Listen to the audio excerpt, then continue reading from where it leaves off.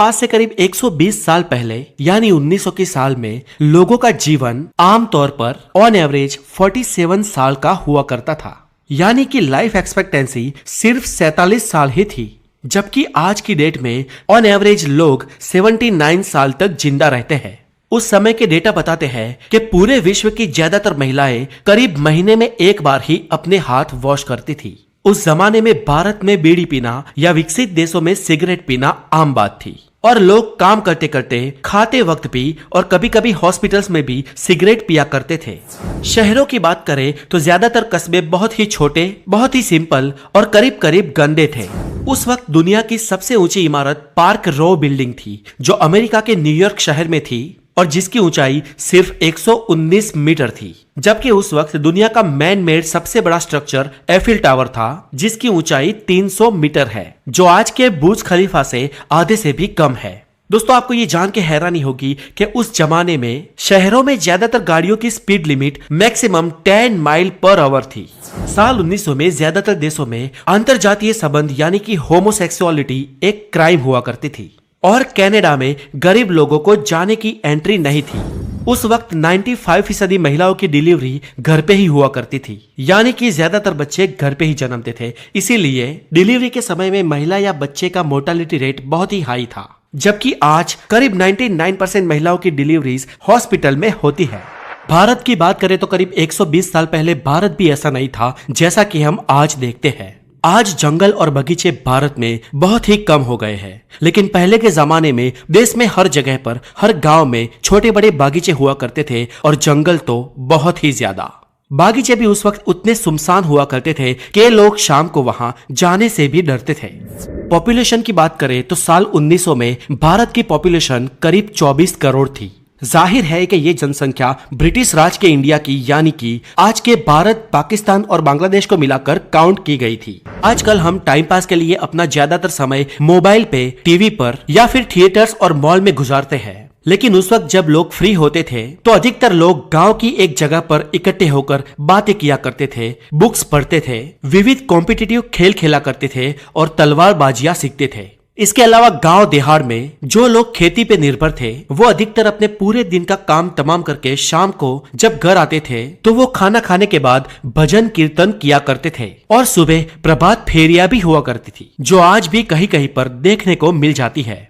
उस वक्त अंग्रेज हमारे देश के राजघराने के लोग या कुछ पैसे वाले लोग अपने टाइम पास के लिए, अपने शौक के लिए जंगली जानवरों का शिकार भी किया करते थे।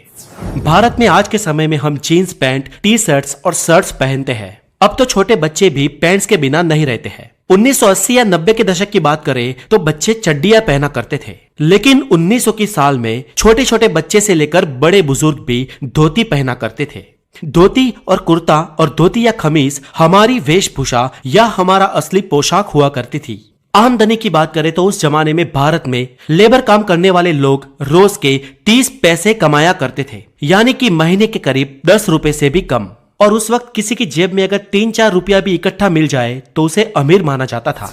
वैसे 120 साल पहले आमतौर पर कॉइन के ही सिक्के हुआ करते थे। पेपर मनी की बात करें तो भारत में सबसे पहले रुपये की नोट 30 नवंबर 1917 को छापी गई थी, लेकिन इससे पहले हम कॉइन्स का उपयोग करते थे और ये कॉइन्स नगद चांदी के हुआ करते थे और ये सोने चांदी के सिक्के हजारों सालों से भारत में उपलब्ध थे। 2000 साल से भी ज्यादा टाइम पहले जब भारत में चंद्रगुप्त मौर्य का राज हुआ करता था तब प्रधानमंत्री चाणक्य हुआ करते थे और उस वक्त की इकोनॉमी में भारत में 4 टाइप के सिक्के हुआ करते थे, जिसमें गोल्ड कॉइन को स्वर्ण रूपा, सिल्वर कॉइन को चांदी रूपा, कॉपर कॉइन को तांब रूपा और लीड के कॉइन को शीशा रूपा कहा जाता था, जिसमें रूपा का मतलब फॉर्म या शेप होता है। और ये सारे सिक्के रुपये की आज की वैल्यूएशन से बहुत ज्यादा कीमती हुआ करते थे। और रुपीज वर्ड संस्कृत शब्द रुपया से आया है, जिसका मतलब होता है गाड़ी हुई चांदी। उस जमाने में ज्यादातर लोग धार्मिक हुआ करते थे और भूत प्रेतों जैसी चीजों पर भी विश्वास किया करते थे।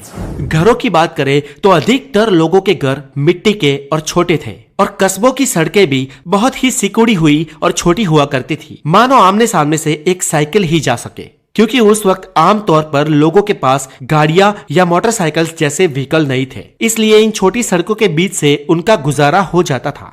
तब ज्यादातर लोग बैलगाड़ी से अपना सफर तय करते थे और उन बैलगाड़ियों को भी अलग अलग जगह पर रखने की अपनी एक जगह हुआ करती थी। तब देश की लगभग अधिकतर सड़कें रेतीली और कच्ची हुआ करती थी, इसलिए दूर का सफर तय करना बहुत ही टाइम कंज्यूमिंग और लंबा होता था। इसलिए ज्यादातर लोग अपने आसपास के गांव में ही रिश्ता जोड़ा करते थे। और तब दुनिया आज के मुकाबले बहुत बड़ी हुआ करती थी, क्योंकि तब ना आज के जितने फास्ट व्हीकल थे और ना ही सोशल मीडिया जो हमें सरलता से पूरी दुनिया का मानचित्र दिखा सके।